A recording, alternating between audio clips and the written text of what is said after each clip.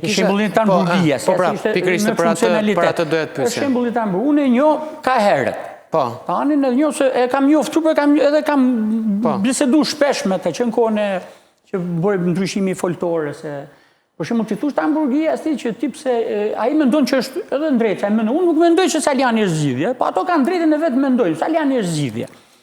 Sepse kanë drejtën sepse para një viti sa ti e ke bërë hero, për shkak të dënimit ti politik, shu është thënë, unë nuk jam që ai është dënim politik, por se të hamburgia më shtet Saljanin, për një ndryshim pozitiv, si që deklarohet, si që të shikarë Saljani në rrugën e asaj që duhet një përballje me një kupol politike të dështuar për të ndryshuar atë.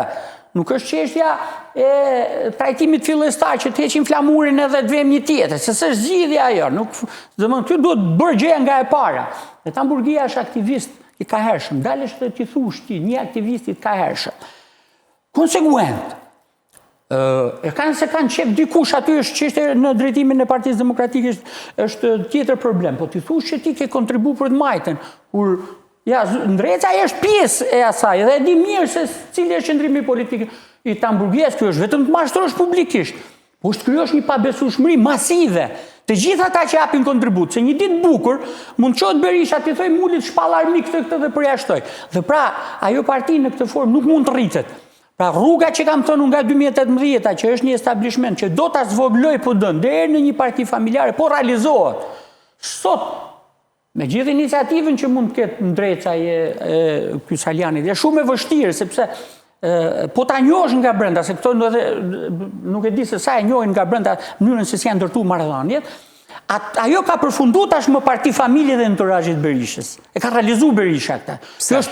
Mund më japësh 3 fakte pse është eksisoj? Si pse është eksisoj? Pse thua që është parti familje? Pra, ato qytetarë, demokratë që në ndjekin në këto momente, cilat janë 3 momente që ti mendon. E curin. Momenti i parë është 2011 vjetori. Këtë kishte një datë, jo 2 data. Një datë e bëri Gazmend Bardhi, një datë e bëri Berisha. Pastaj Gazmend Bardhi që ishte kreu një vepër penale, shumë të rëndë, falsifikimin e kuvendit 2018-ës, është sot krau i djathtë i Sali Berishës.